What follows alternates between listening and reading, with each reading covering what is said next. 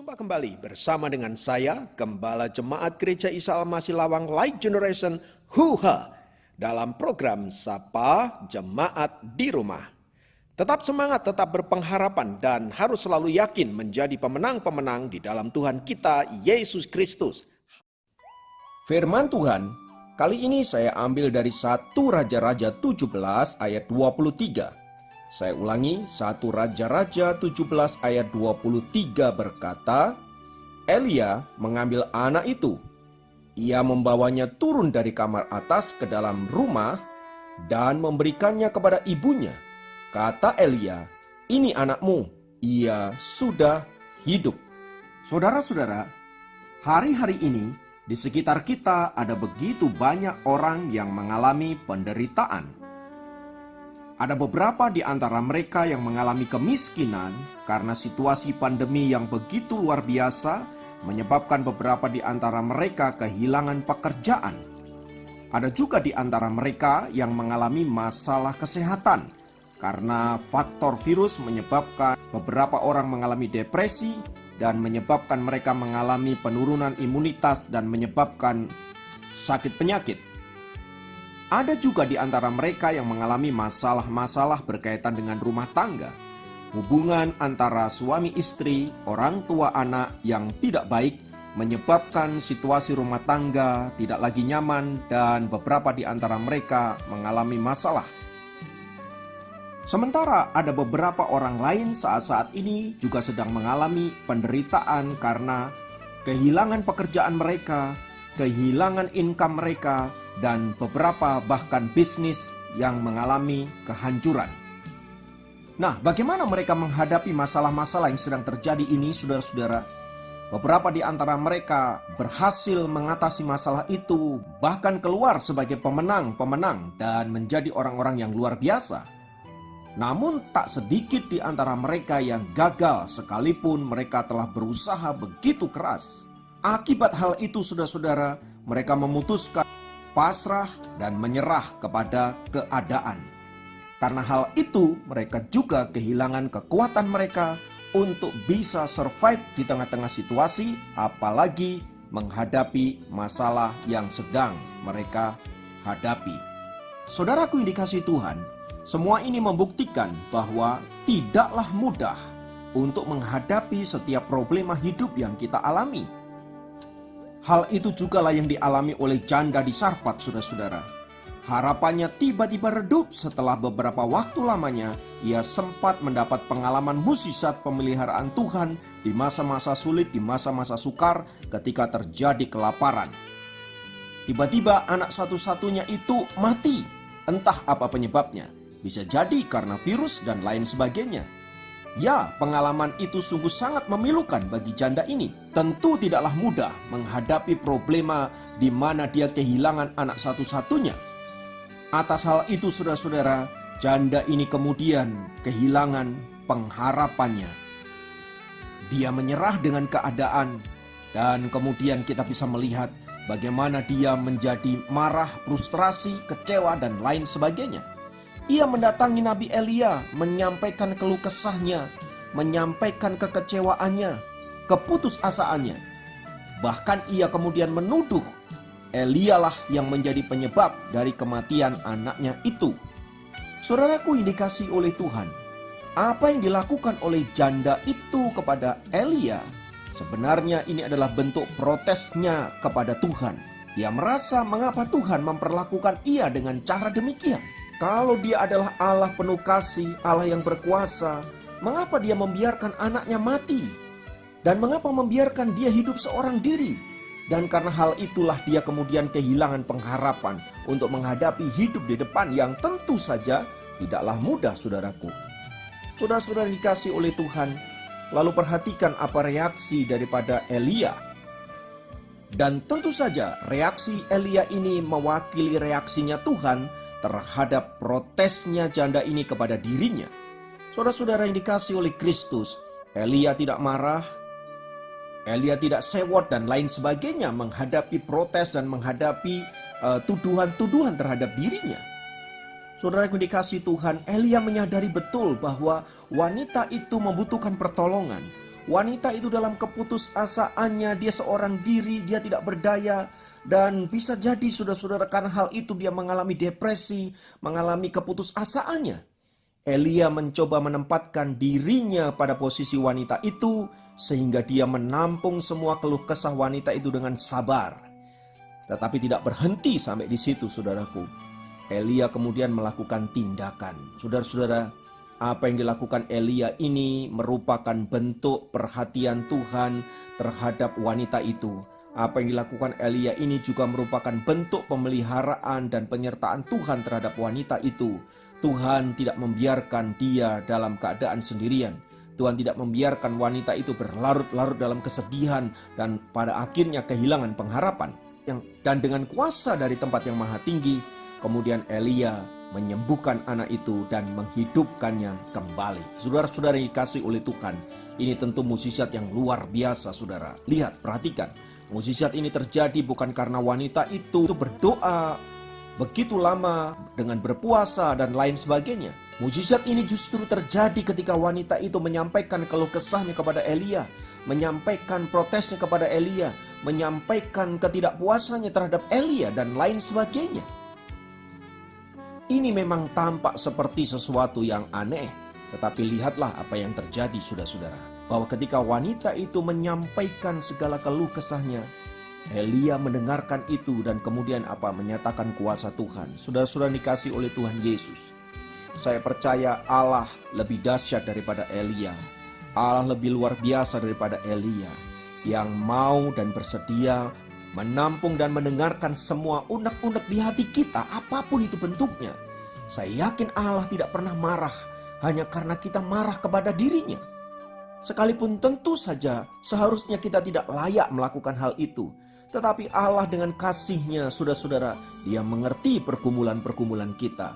Dia mengerti situasi kita. Dan karena hal itu, saudaraku, maka kemudian Tuhan turun tangan menyatakan kuasa-Nya kepada janda itu. Dan saya percaya Tuhan yang sama juga bekerja di tengah-tengah kehidupan kita.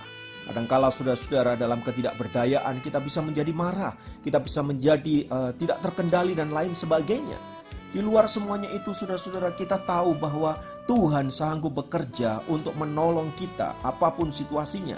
Kadangkala memang kita tidak mengerti situasi yang kita hadapi.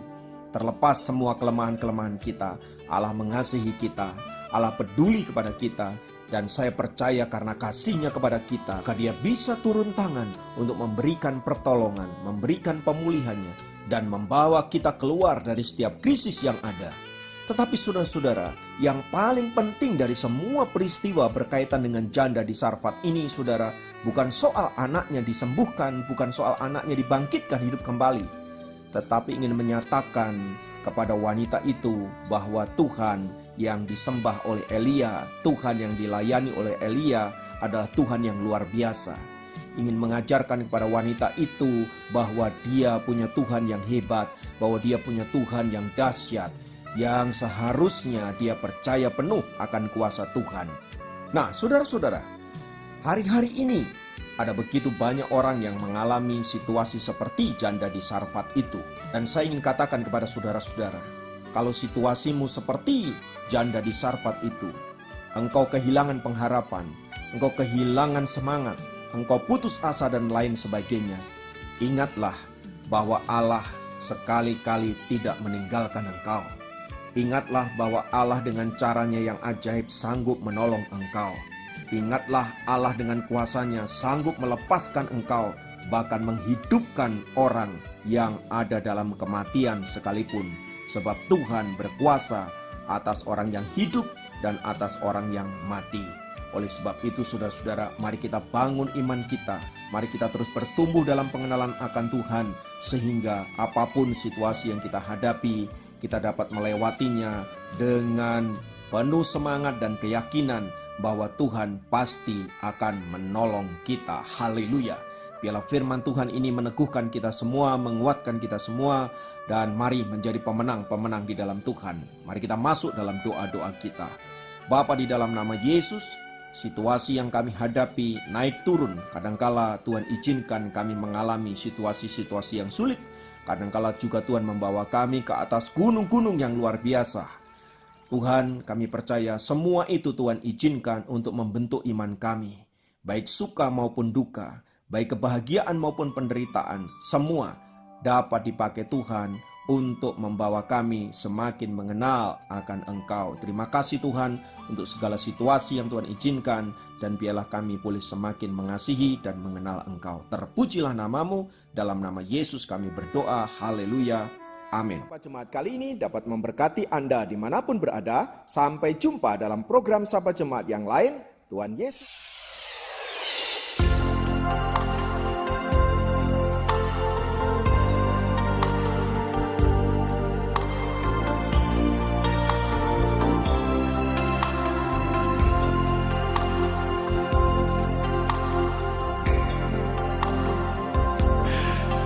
Kekuatan serta penghiburan diberikan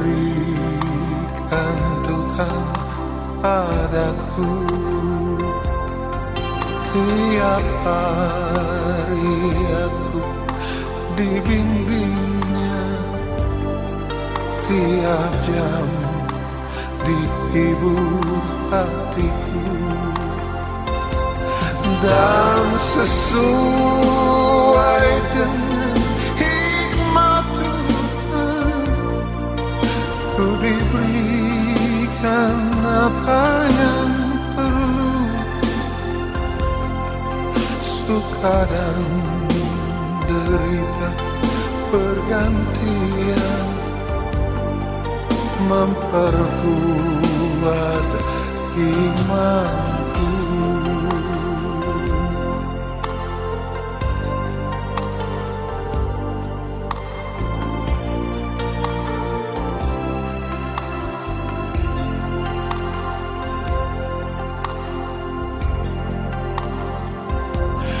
Tiap hari Tuhan besertaku, diberi rahmat-Nya tiap jam, diangkat-Nya bila aku jatuh, dihalau-Nya musuhku kejam.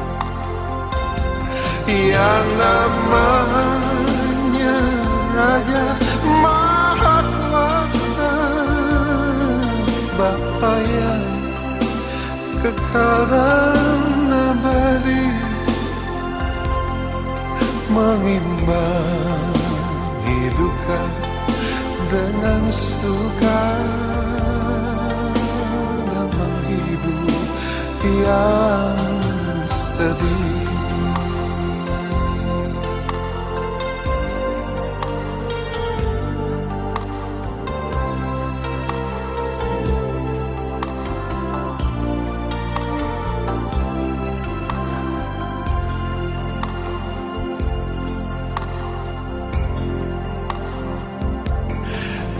Kekuatan serta penghiburan diberikan Tuhan padaku.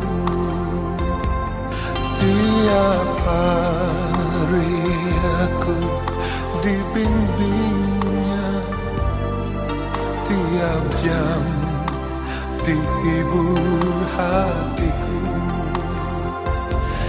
Dan sesuai dengan hikmat Tuhan, ku diberikan apa yang perlu.